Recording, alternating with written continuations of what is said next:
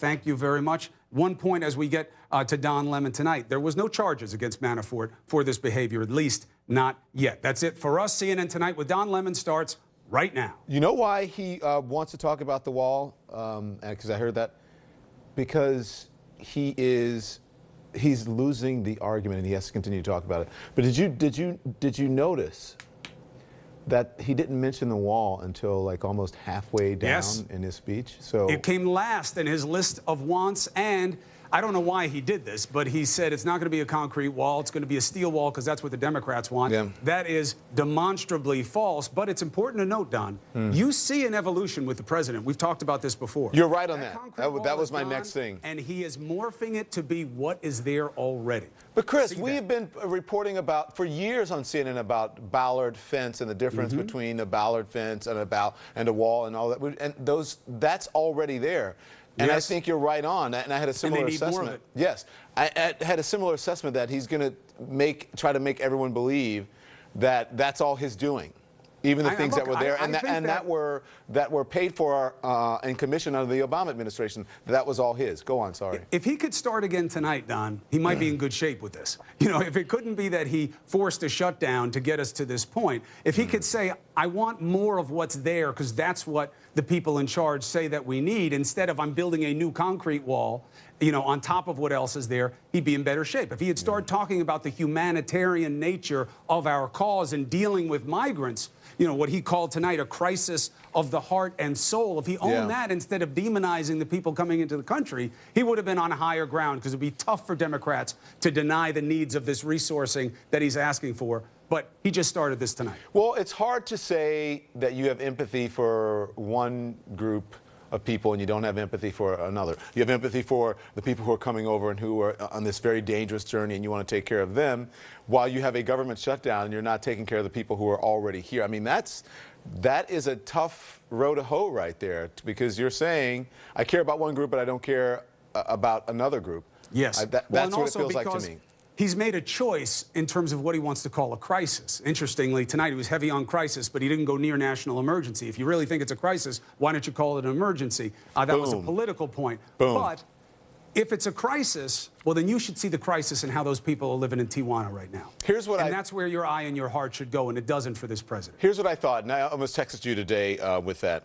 I thought, because he asked just for 8 minutes, that he's going to come on and say, good evening, my fellow Americans.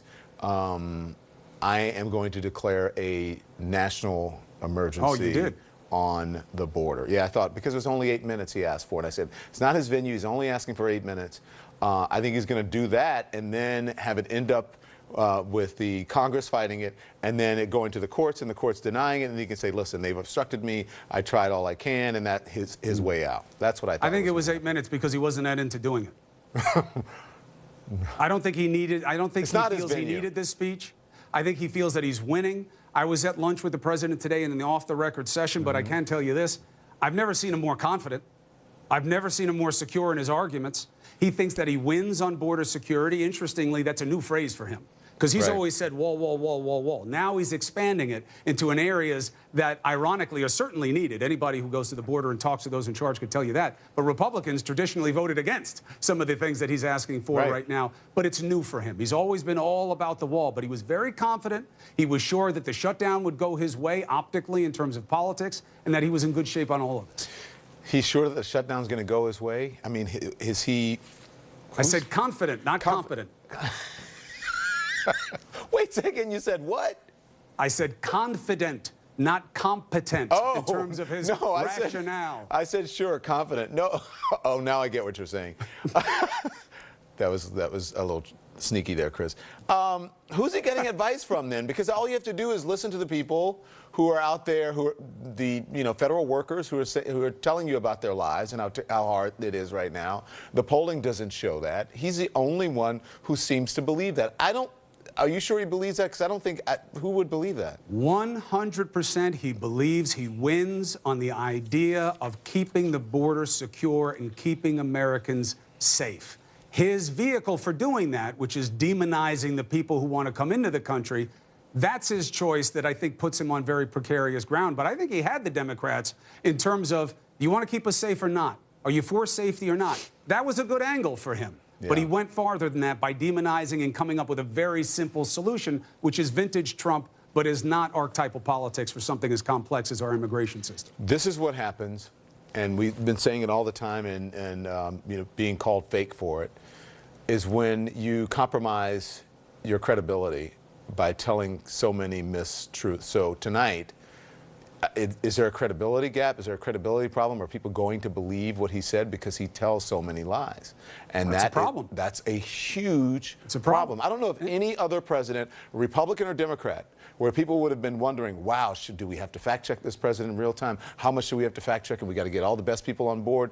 Why? Not because it's Donald, well, it is because it's Donald Trump, but because Donald Trump lies so much, and the people who are surrounding him, they do the same thing as well, even having today. But look how low the bar is for this president. You know, God love him, my friend, former Senator Rick Santorum. The president gives a speech that's prepared. He gets through it. He doesn't make a major gaffe.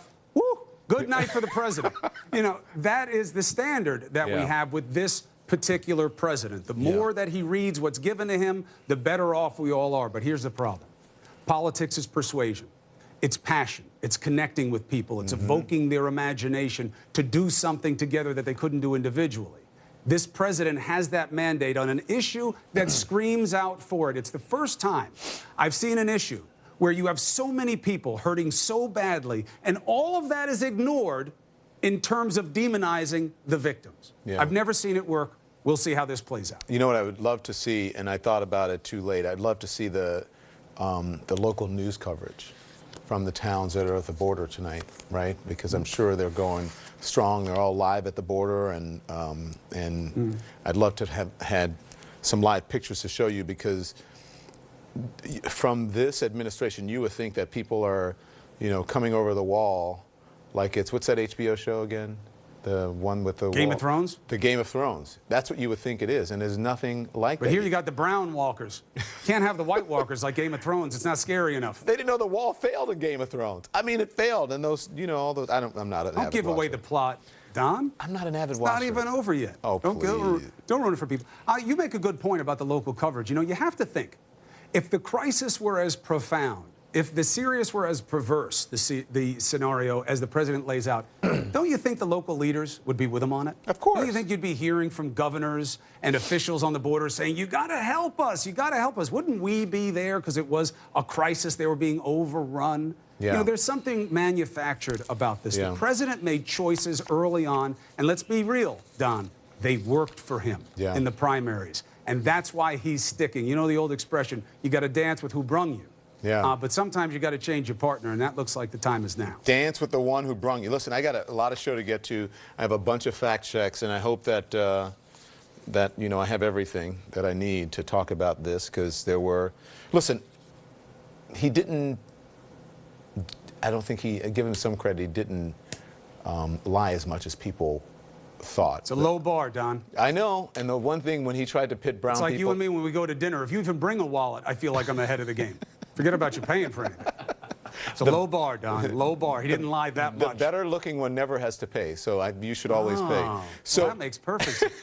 The part that stuck out to me initially, right away, and I heard people sort of gasp, and people were emailing and texting me, is about when he tried to pit black against brown. This affects black people, African Americans, and Hispanics more than. So that was.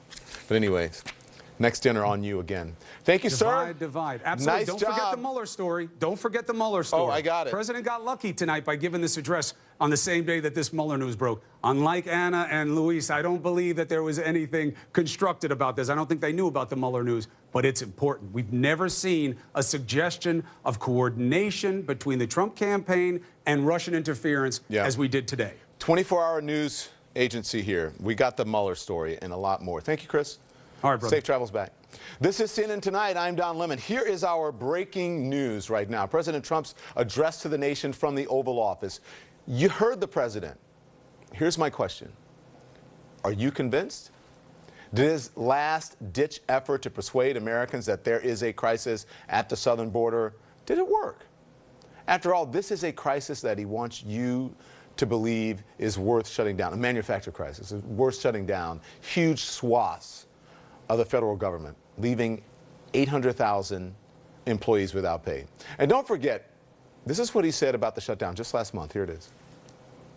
I am proud to shut down the government for border security, Chuck. I will take the mantle. I will be the one to shut it down. I'm not going to blame you for it. So much for proud. Now speaking directly to you, the American people, is the last best tool President Trump has left to get himself out of a shutdown mess of his own making.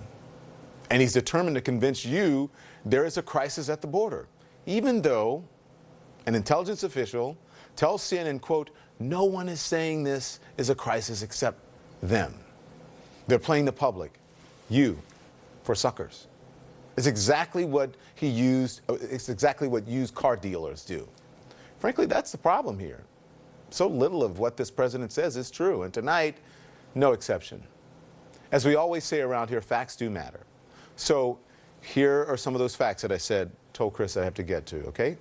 I want you to listen to the president, how he started this address tonight. My fellow Americans, tonight I am speaking to you because there is a growing humanitarian and security crisis at our southern border. Every day, Customs and Border Patrol agents encounter thousands of illegal immigrants trying to enter our country. We are out of space to hold them, and we have no way to promptly return them back home to their country. Okay, so here's the fact. The fact is, while border apprehensions were up in October and November, that's not unusual. They didn't surge in an unprecedented way. In fact, they're much lower than the early 2000s. Now I want you to listen to the president's claim tonight about drugs coming across the border. Our southern border is a pipeline for vast quantities of illegal drugs, including meth, heroin, cocaine, and fentanyl. Every week, 300 of our citizens are killed by heroin alone, 90% of which floods across from our southern border. So the fact is, the majority of hard drugs seized by Customs and Border Protection come through ports of entry, either in packages, or cargo, or with people who attempt to enter this country legally. A wall would not stop that. And the majority of the heroin coming into this country across the southern border is driven across at legal points of entry, in private vehicles or in tractor trailers. And a wall wouldn't do anything to stop that either. Remember when he told you this? So you have a concrete wall, but you can't see anything, right? 100 pounds of drugs. They throw it over the wall, and it lands, and it hits somebody on the head. So you need to have a great wall, but it has to be see-through. Oh, and what about those ports of entry? The fact is there are 314 of them all across the country. Only 48 are on our southern border. That leaves 266 other ports of entry, including 80 international airports, ports on our northern border with Canada, and CPB offices across the country. There's also the president's claim of thousands of violent people crossing the border illegally. In the last 2 years, ICE officers made 266,000 arrests of aliens with criminal records, including those charged or convicted of 100,000 assaults, 30,000 sex crimes, and 4,000 violent killings. So the fact is, large numbers of those immigrants committed nonviolent crimes, including illegal entry and driving under the influence. They're not all the dangerous killers the president claims. And here's an important point for you, okay? The New York Times is reporting that the White House strategy sent to Congress just last month to stop movement of terrorists included 0 references to barriers, fences, or walls.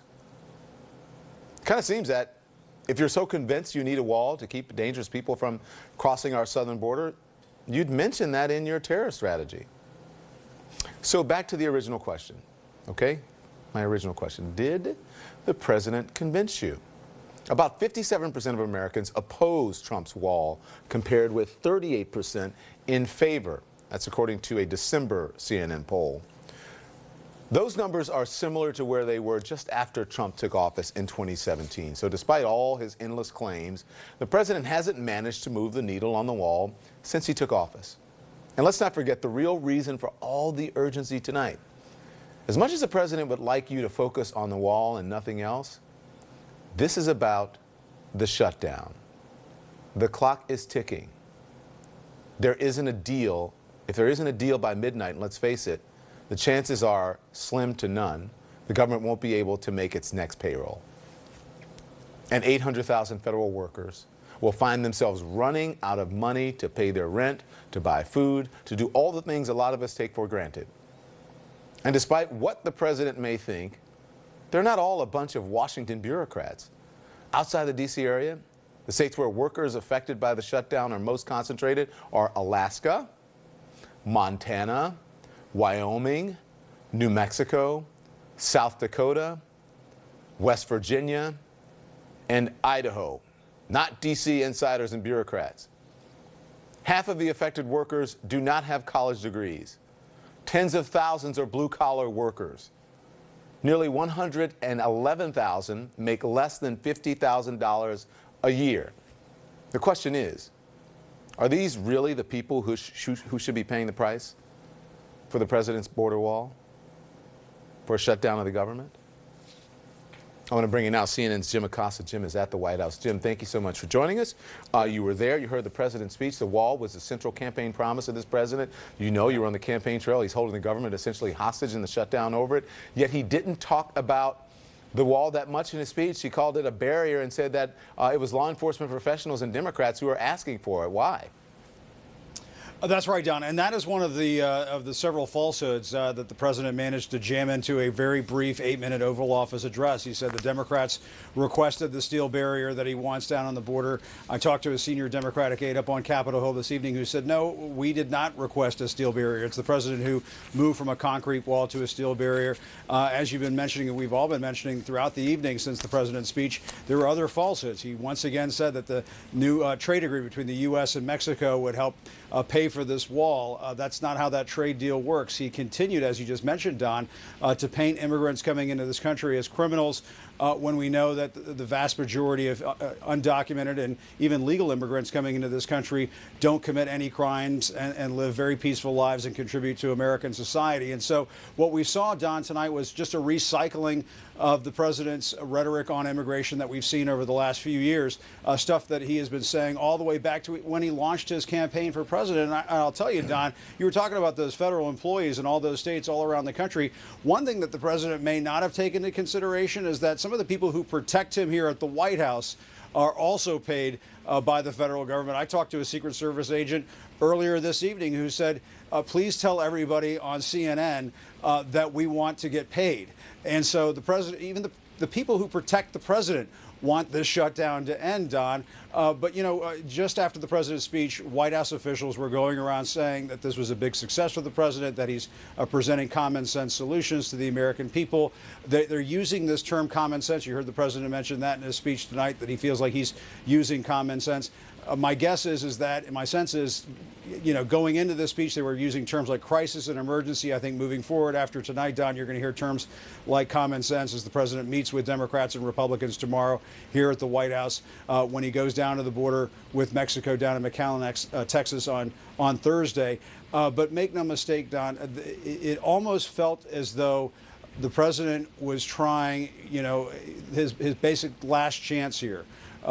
Basically his last chance here to get that wall that he promised his supporters so many times out on the campaign trail. And I talked to a Trump advisor earlier this evening who said, listen, if the president does not get his wall, this is going to be a problem for the 2020 re-election campaign. They sold this promise to his base over and over again. And if he doesn't get it, there's going to be a sense of desperation that they just let one of these key campaign promises get away. So the stakes were high for the president tonight, but he sort of gave us the same old when it came down to his immigration rhetoric and that wall on the border that he so desperately wants. Don. And he can't lose conservative media like Ann Coulter and Rush Limbaugh, maybe even more so than his base, because his base might be prone to believe anything he says. I couldn't get it. They were obstructionists. And they go, okay, fine. That may even galvanize support more. But if he doesn't do this, the Rush Limbaughs, the Ann Coulters, and the other conservative media will go nuts, and he can't afford to lose them. Jim Acosta. Yep. You bet. And Don, hey, Don, I will say the one thing we should look out for, just very briefly, he did not mention this national security or national emergency declaration that we've been talking about so much.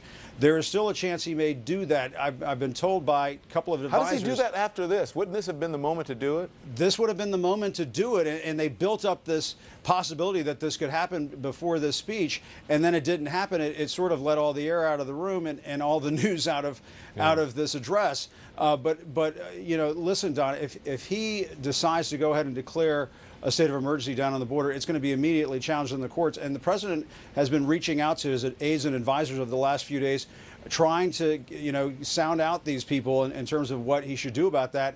And he was told just recently by a lot of these folks that it's probably not going to work. And so my guess is, Don, is that is probably why we did not hear that in the president's speech tonight, because there's a realization here that he can't go that route either, Don. All right, I got to go, and I hear you got to get off the lawn. Get off my lawn. That's right. Thank you. Thank you very much, Jim Acosta. I appreciate that. So what do people on the border think of what the president had to say? I'm going to ask the Republican whose district includes more miles of the U.S.-Mexico border than any other congressman. There he is, Congressman Will Hurd. He's here next.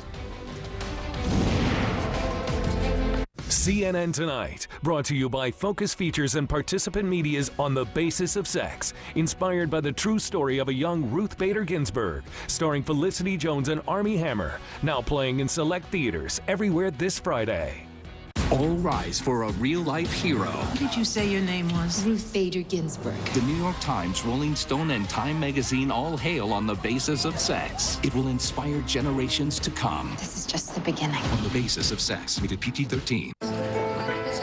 Purdue University Global. There's no limit to what you can achieve, and now there's no limit to how.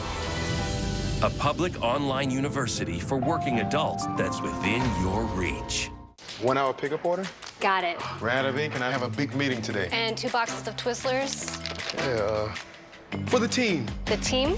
Go team. Order online, pick up in an hour. And now buy 1 HP ink, get 30% off at Office Depot Office Max. We like to let folks know we're DTS.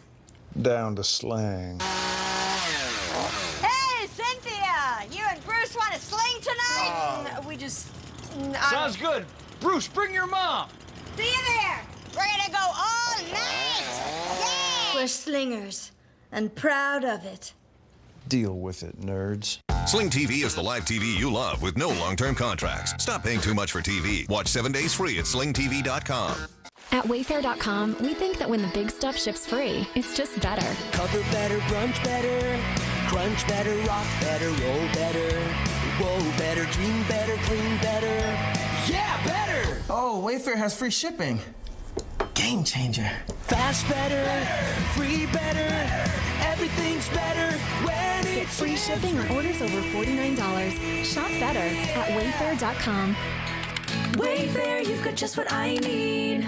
With the money I've made on Poshmark, I've been able to pay for all our family's vacations. I could pay for my wedding just on what I've made from Poshmark. I've made over $10,000, and I was able to buy my new car. Download the free Poshmark app now. We're Carvana, the company who invented car vending machines and buying a car 100% online. Now we've created a brand new way for you to sell your car. Whether it's a few years old or dinosaur old, we want to buy your car. So go to Carvana and enter your license plate, answer a few questions, and our techno wizardry calculates your car's value and gives you a real offer in seconds.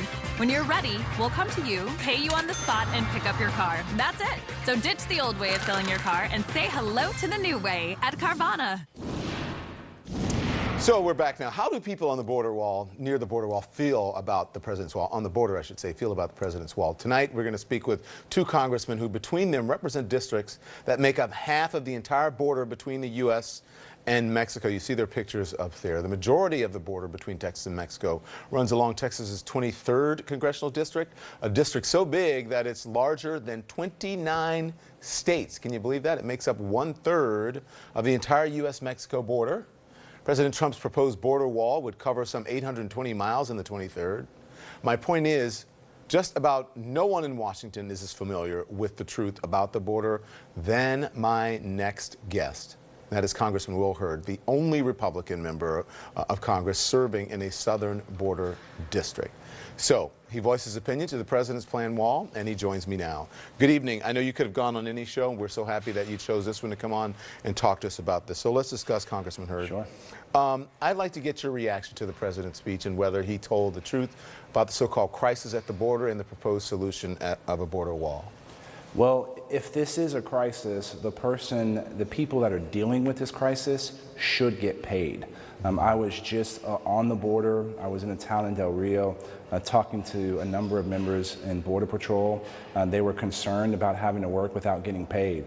I was going through the airport in San Antonio. TSA officials are worried about getting paid. I think in your earlier segment, you talked about how important our airports are in defending our nation. And so I think tonight we didn't see anything new that we haven't already seen. And unfortunately, I don't think either side put forward any initiatives that are going to move the ball forward. There was a bright spot, though.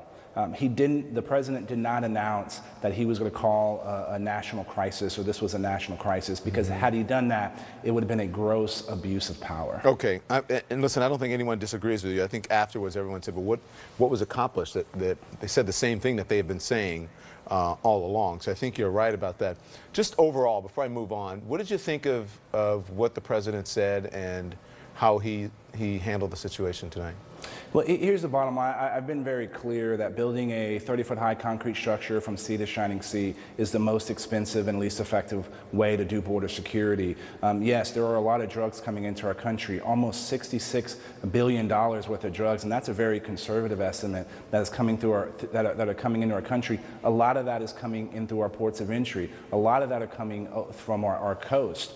Coast Guard is only able to action 25% of the intelligence that they have on drugs coming into our country. That's an outrageous number. We should be making sure that we have more resources in the hands of the men and women in the Coast Guard in order to do their job. Technology, the only way we're going to, it is 2019. We don't have operational control of the border. We don't know everything that's coming back and forth. The only way we're going to accomplish this is by looking at all 2,000 miles of border at the same time. The only way to do that is with technology. We should have more Border Patrol, but there's 2,000 positions already within Border Patrol that haven't been filled. And one of the reasons they haven't been filled is there's retention problems within Border Patrol that needs to be addressed. So I would love to take some of that money and make sure that we give the men and women in Border Patrol that are doing a hard job more salary. Yeah, and so you think open the government back up and then continue to negotiate how you handle border security, correct? Look, we can open the government up. We can solve this problem. You know, there's a number of ways we can deal with this. Let's go back to the president's State of the Union address when he talked about, you know, having a permanent legislative fix for 1.2 million DACA recipients and having smart border security solutions. You know, we can do that. We can add TPS in that. I mean, but is that frustrating to you because none of that happened? DACA was presented and then you had a deal before Christmas. None of that happened. That's got to be frustrating, especially as a Republican. Oh, look, it's absolutely frustrating. And we have 3.9% unemployment in this country. What does that mean? Whether it's from agriculture or artificial intelligence, you need workers. You know, this is an opportunity. These young men and women that are in the DACA category, 95% of them are working or in school. This is a way to solve our problem. TPS, the temporary protected status, in Houston alone, there's 50,000 men and women in the TPS category in construction that are helping to rebuild Houston. These are people that are here illegally. Let's make that permanent. I just want to say there's this idea that immigrants are a strain on the economy, but just so you know, listen, there's no firm data on specifically about a lot of this, but a 2017 analysis noted that undocumented immigrants make considerable tax contributions to the country. So if you get them in, as you say, we need workers, you get them to start paying taxes and they're on the record, it could actually be a help to the economy. Oh, Don, you're 100% correct about that. These are where some of the solutions and what we should be talking about. It doesn't require weeks of negotiations. This is something that can be done. We just need to make sure that people that are in the room understand the nuance of this thing. That a lot of people talk about the border. They've never been down there. Okay, that's a good point. Good point. Yeah. Because you know, everyone has strong opinions about the border and the wall. Can you talk to people who don't live there, may never have been there, about what it's like along the border right now. What does it look like? What is the security situation? Look, some of the communities along the border are some of the safest communities in the United States of America, and that's been the case for an exceptionally long time. There are parts of the border where Border Patrol's response time is measured in hours to days. If your response time is measured in hours to days, then a wall is actually not a physical barrier. It's a gross misuse of taxpayer dollars. You have people that are coming back and forth that live in one part, come to the other. You know, we can make sure that we're facilitating goods and services across our border and making sure that we're protecting people all at the same time. This is a place that is, everyone tries to act like this is some scary, drug cartel movie back in the day. The reality is that, yes, there are people that are sneaking into our country. We can stop that if we have smart solutions, and that's ultimately going to be relying on technology. Well, let's hope you guys come up with something that's going to work, and seriously get the government back open, because people are hurting, as you have relayed to our viewers tonight. Thank you. Don, it's scary, right? Because if we don't have this done, it's not going to get done tonight. That January 11th is the next pay period. Payroll for these folks, and there's going to be a lot of men and women that are not going to be able to pay their bills. Thank you, Representative Hurd. Please come back anytime. We loved having you. We'd love to. I appreciate your honesty and your candor. Thank you so much. Thank you. Now let's turn to another congressman from the region. His state, California, shares just over 140 miles of U.S. Border with Mexico. All of that falls within California's 51st congressional district, which starts on the southern edge of San Diego, extending all the way to Arizona. Congressman Juan Vargas, a Democrat, has represented that district for the past 5 years, and he joins me now. Congressman, I'm so happy to have you on as well. Thank you so much. You doing okay?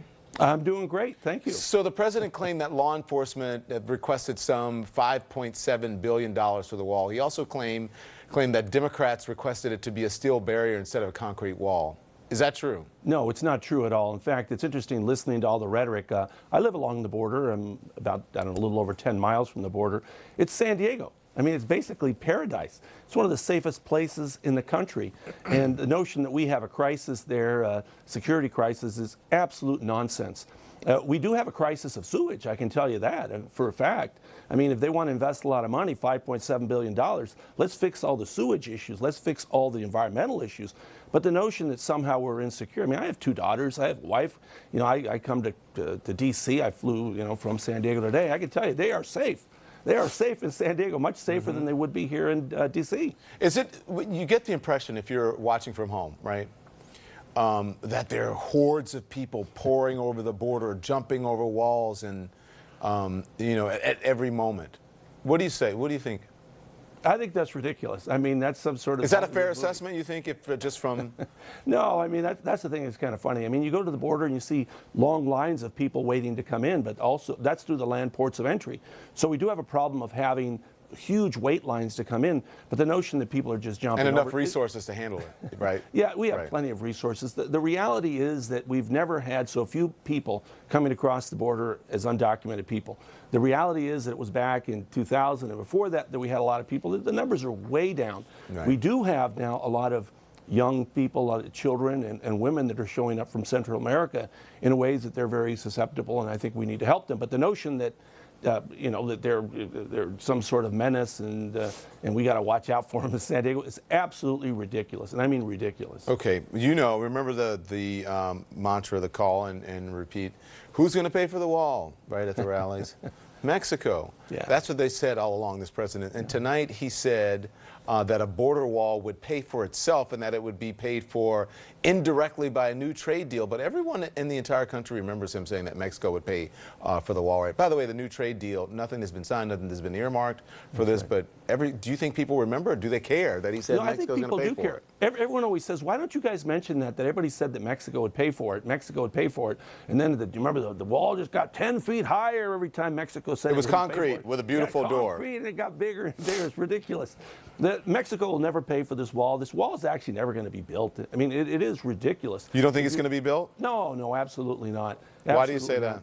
You know, there is fencing already there, to be honest with you. There's places where we already have fencing where it made sense for some security. But now they want to build out in areas that makes no sense at all. But it's interesting because what he talks about, you have a good point, what he talks about is already there. There could be areas of improvement. There could be some areas that are added.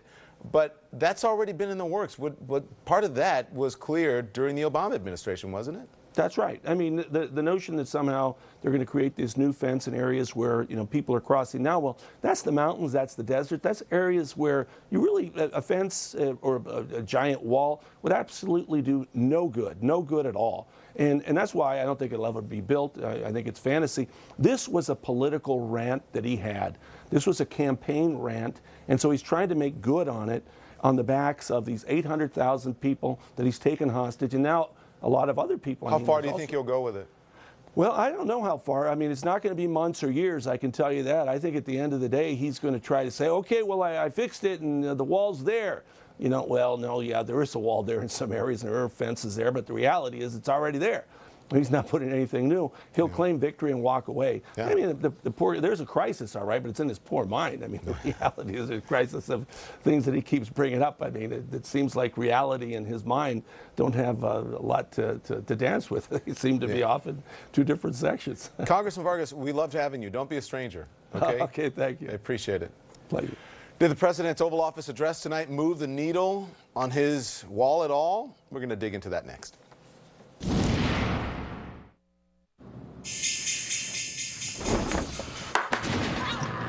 Hey, Jen, which tie says trustworthy but also fun? Gold down, oil up.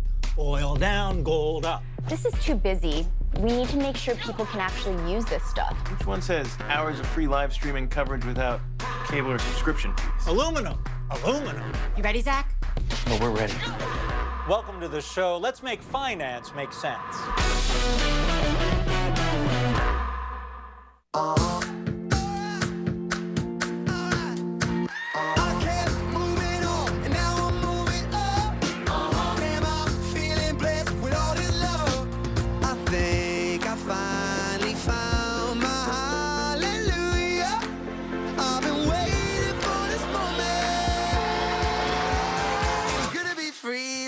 Now.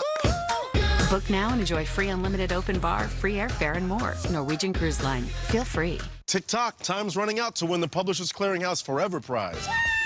$5,000 a week for your life? Then after that, someone you choose gets $5 grand a week for their life. Wow! Hurry, enter at PCH.com and February 28th, win forever. We didn't dream up a new way to find the best ramen. We never thought, you know what Mars needs? A dune buggy. We didn't decide you should be able to share your home with travelers from around the world. We're not the ones who imagined one day we'd all be streaming movies, or whatever she's about to do.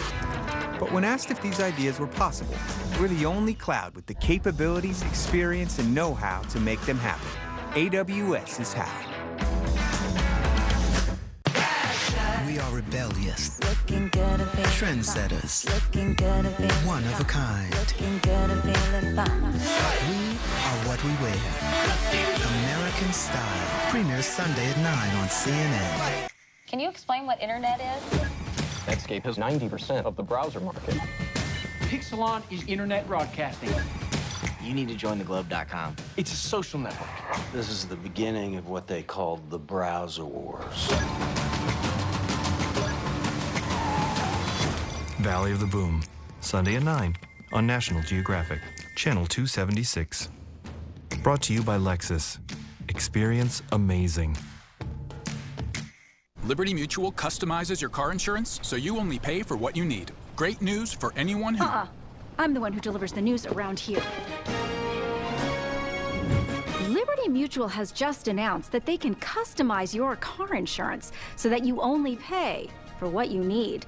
This is Phoebe Buckley, on location. Thanks, Phoebe. Only pay for what you need. Liberty, liberty, liberty, liberty. What has become of me could happen only in America. So the president claiming tonight there is a growing crisis at the border and arguing a wall will take care of it. But this is a crisis really of his own making. Let's bring in now former Republican Congressman Charlie Dent, as well as David Gergen, Simone Sanders, and Amanda Carpenter, the author of Gaslighting America, Why We Love It When Trump Lies to Us. Good evening.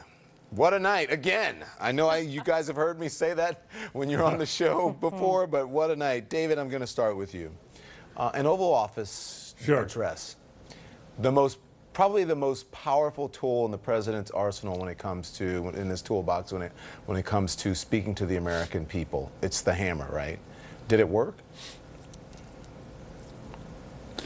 I may be wrong, Don, but I don't think it moved the needle. The speech was too short to be persuasive, and it was too long on questionable facts to escape scrutiny after the speech. The speech had a hurried quality to it. It's like thrown together. It didn't move you. It didn't move the audience, I think, emotionally or rationally. I would have thought, for example, some very simple thing. They could have had the people in the White House compose a fact sheet on every fact that was in the speech, verifying it, putting it out before the speech was over, so that when you and I sit down and you sat down with others and parse what he said and was he accurate or not accurate, you would have to take account of what the White House says. Here's why it's accurate. Instead, they just let the president float out there, and I don't think he made the sale. Interesting. Charlie. Let's talk about some of the things that were in there, right? The president claimed that more Americans will die from drugs this year than were killed in the entire Vietnam War. Part of the problem with that argument is the wall won't stop how those drugs get here. Is there a single credible public health official or organization that says that the solution to the opioid and the fentanyl crisis is to build a wall? No, I don't believe there is. Although he's correct that there is a terrible drug crisis in our country, and it's affecting people on both sides of the border. But I'll tell you, Don, my reaction to this speech tonight was one of relief. I was relieved that the president did not declare an emergency, did not demand the use of military construction funds for a non-military barrier. That would have set off a political and legal crisis. I think the president missed a golden opportunity to make a case to the American people for border security. Why did he stop short of that then? Why did he stop short of declaring an emergency? I think his advisors must have gotten to him and told him this would have been a catastrophe. And I think even more importantly, he missed an opportunity to explain to the American people what he needs. How many detention centers does he need? How many detention beds? How many Border Patrol agents? You've been How saying many miles that, of yeah. road? And I thought he would do that. And that's You've been saying that all along. That's quantifiable, and he can actually put dollar figures to that. I mean, he didn't make any of that type of a case tonight. I mean, where is the coherent plan to establish operational control of the border? He has not articulated it.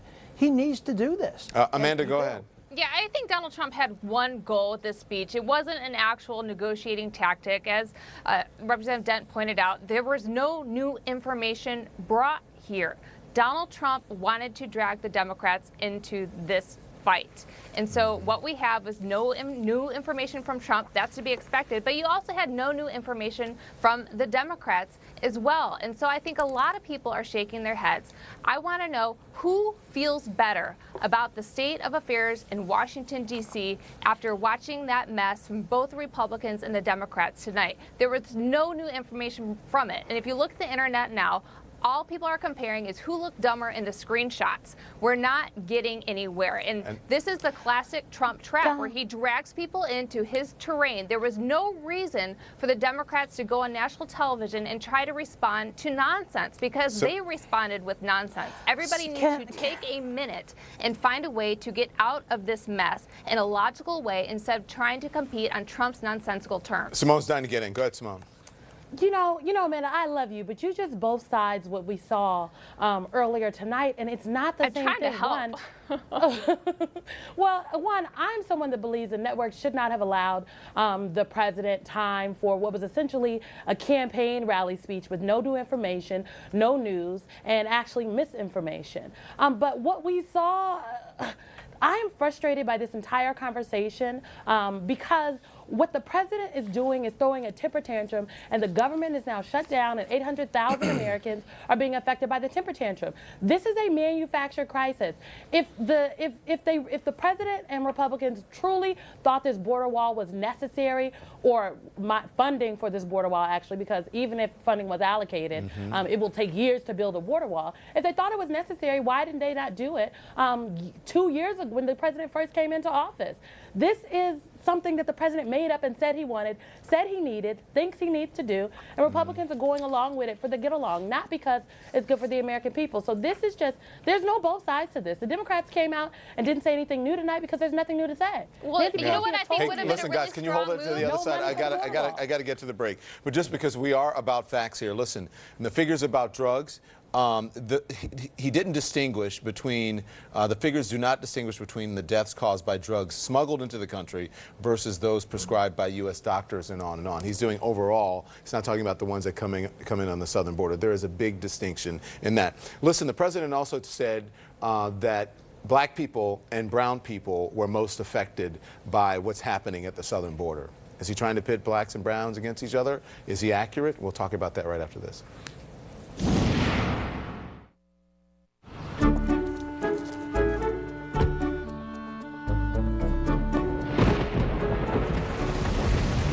Whatever weather comes your way, WeatherTech has you covered.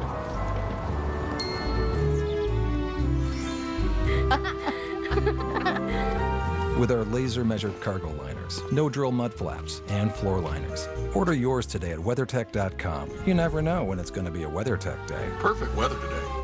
So, Lionel, what does being able to trade 24/5 mean to you? Well, it means I can trade after the market closes. It's true. So all evening long. Ooh, so close. Yes, but also all night through its entirety. Come on, all the time from sunset to sunrise. Right, but you could trade from darkness to light. You're not gonna say it, are you?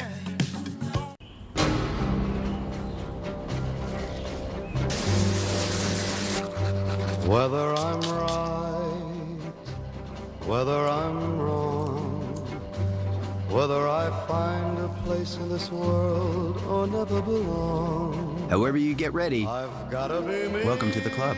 Right now, get started with a shave, shower, or oral care starter set for just $5. Only at DollarShaveClub.com. But what I am. Slinging gives you the flexibility to watch the live TV you love. Speaking of flexibility, try new positions like the reverse armadillo. Foot stuff. The flirtatious kitten. That's my favorite. Only 25 bucks a month. Watch Sing 7 days free. HelloFresh delivers fresh ingredients and simple recipes, getting you from doorstep to delicious in around 30 minutes or less. Use code TV80 to get $80 off. HelloFresh, get cooking. Notorious RBG. Forget the bull in the china shop. There's a china doll in the coffin. All I ask of our brethren is that they take their feet off our necks. Forget the bull in the china shop. Is credit card debt keeping you up at night? Are you struggling to make monthly payments and getting nowhere? If you owe $10,000 or more, here's good news. Freedom Debt Relief is ready to help you to get out of debt so you can get on with your life. Being almost out of debt feels fantastic. I feel like it's like a new life. It's like a clean slate. Over 500,000 Americans have chosen Freedom Debt Relief to consolidate their debt, reduce what they owe, and eliminate debt faster. Find out how quickly you could be debt-free. Call now, 1-800-791-0191. The best thing about this program is that it would have taken me 15 years to get out of debt. With Freedom, it's only going to take me 3. Don't spend one more sleepless night worrying about debt. Give Freedom Debt Relief a call and end your debt stress now. Call 1-800-791-0191 to start eliminating your debt now. That's 1-800-791-0191.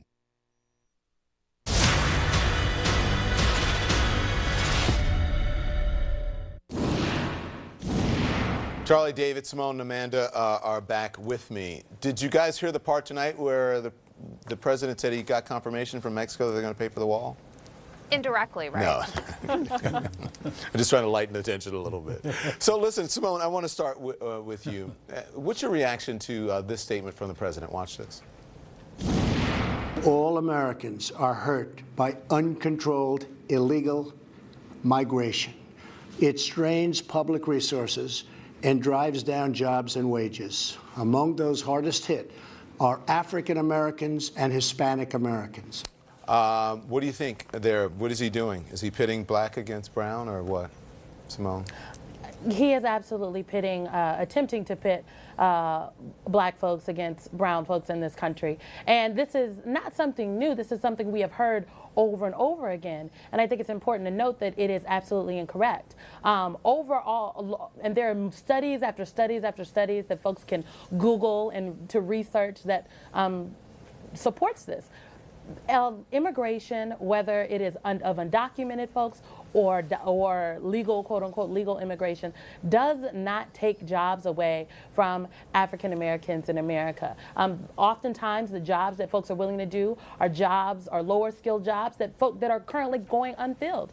And doesn't the president like to tout his job numbers and the record number of jobs that we currently have, quote unquote, in America? Well, there are jobs that are currently not filled, and so I just don't know how he squares that argument. I think it is it's a sad attempt to pit folks against one another, and I hope people understand that it's a flat-out lie. It's not David, she spoke of numbers. Let me give you some numbers, because there's also this is according to CNN analysis. Sure. Okay, nearly 40,000 people died by guns in the United States in 2017, an increase of more than 10,000 deaths since 1999. The U.S. has one of the highest rates of death by firearm in the developed world. That's according to the World Health Organization data. And then if you just look at overall numbers, more people are in danger from their fellow Americans from these issues than from people who cross the border illegally or legally. Isn't that a crisis? Sure. Absolutely, and the drug crisis, of course, is even graver now. It's killing more people, and I think the president could have made some excellent points. There's no question that Mexico manufactures a lot of drugs, and they do come in here, but he ought to have been realistic enough, as you've been pounding home tonight, to say, look, most of these drugs are coming in through legal points of entry. You know, and that the real problem is there. It's not at in these migrant camps. But let me just say one other thing, Don, about the Democrats tonight, because I thought it was quite interesting. You know, their response will never go down in the books of oratory. But they did something shrewd tonight. They gave a speech that did not focus on rebutting the president about the immigration issue. They knew that the press would be so outraged by some of the things the press was that Trump was going to say that all the rebuttals were going to come from the press. They didn't have to do that. Instead, they went over very shrewdly, I think, to look at the people, the Americans who are getting so hurt by this, the 800,000 who are being furloughed, who can't pay many of whom can't pay their rent and won't have the checks and everything like that. I thought that was smart, because there are a lot of Americans who care more about what's happening in America than they are about this so-called manufactured crisis. Yeah, on that point, though, there was a little bit of a good cop, bad cop in that dynamic there with Speaker Pelosi and Leader Schumer. Caught that, huh? Yeah, I think, why didn't they just have Leader Pelosi give the message that David outlined, talking about the furloughed workers? Because it was sort of an odd note for Schumer to end it on, we're not negotiating, we're not giving anything. To me, that sort of was a hard edge that I think would frustrate people who want to see the government get back open.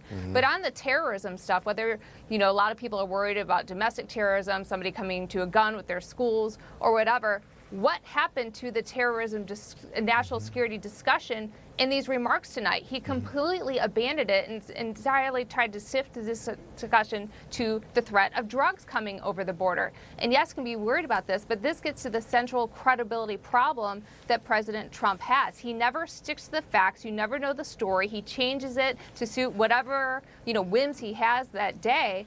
And that's the problem with this shutdown. It's not clear what it is over, what the goal is, or what the real threats are as perceived by this White House. And that's also a problem. Well, Amanda, that's what happens when you throw a temper tantrum. Well, also there's a I'm just credibility saying, problem too when you don't tell the truth all the time. When you go to the Oval Office, which is you give an address in the from the Oval Office, and all the networks are carrying it. People don't know what to believe because you lie so much. And even the people who support him, they know that. They just don't care. I got to ask you this, Charlie. I found this really interesting. And this is a tweet from presidential historian John Meacham, and it says, quote, he says, "America should build a wall of steel, a wall as high as heaven against the flow of immigrants." Georgia Governor Clifford Walker at a 1924 convention of the Ku Klux Klan, then a powerful force at the time of the strain for the white working class. Past is prologue. That's the hashtag there.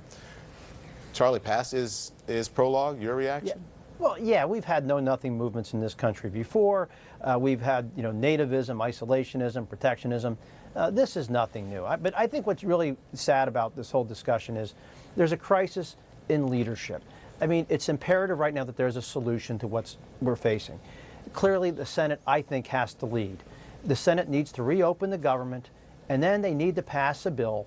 And they can do this in a bipartisan way in the Senate. They won't be able to do it in the House. Pass a bill, $2 to $3 billion for border security, take care of the Dreamers and the TPS population, and that will put pressure on Nancy Pelosi and Donald Trump to say no. I mean, I think we really have to get to a resolution. And that's he's meeting with senators, Republican senators at the White House tomorrow, by the way. Yeah. I don't know how much that'll help. He's going to be bleeding support from some of them pretty soon, too. So, okay, that's a good question then. Wait, go on. Why'd you say that? Well, yeah, I mean, look, Tom Tillis, Martha McSally, all these Republicans who are up. This is, Republicans are losing on this shutdown issue. I feel like there's a Monty Python and the Holy Grail moment here. People pretend they're winning when they're having their arms and legs hacked off. I asked Jim Acosta that. I said, I'm sorry, Chris says he was at an off-the-record meeting, and he said he couldn't be more confident about his position. And I said, who's advising him? Is he in reality? Because there's no way if he is reading the tea leaves, he just... They're losing on this. I saw it in 2013. I remember there were members standing up there 10 days into the shutdown saying we're winning. Yeah. And I said, they're like the knight at the bridge. They're it's just a mere flesh wound. My arm's been hacked off. It's okay. It's not okay. David, I know you want to get in. Did the president allay any Republican concerns tonight about the length of the shutdown or anything like that? I got to go, though. You got to do it fast if you can for me. No. I don't think so at all. I just can't. This is the first speech he's made from the Oval Office. And you would have thought that a lot of imagination would have gone into this, a lot of thought would go into it, they'd have something fresh to say, so that we'd be talking about something fresh, instead of rehashing all the old misleading statements. He could have gone down to the border today, for example, and interviewed and talked to a bunch of people, come back with film clips, and gone on Thursday night with a much more interesting speech than this short little thing that was just like, it seemed to me a blown opportunity for him. He does have some views that people want to hear about, and I just don't think it was compelling. I think he'd have more credibility. He might win more people over if he actually did that border walk with me. Yes. I'll go. Thank you. Plug. I'm not joking. Thank you all. I appreciate it. A crisis on the border or a crisis of credibility? The falsehoods and mistruths coming from the Oval Office and the damage they're doing. That's next. Introducing the new South Beach Diet. It's keto-friendly. Lose up to 7 pounds in your first 7 days. South Beach is a low-carb, high-protein, keto-friendly program that burns fat and transforms your metabolism. I lost 42 pounds with the South Beach Diet. I'm in the best shape of my life. I lost 30 pounds on the South Beach Diet. Call or go online right now. Go online or call 855-299-FIRM right now and save 40% plus get probiotic keto-friendly shakes free.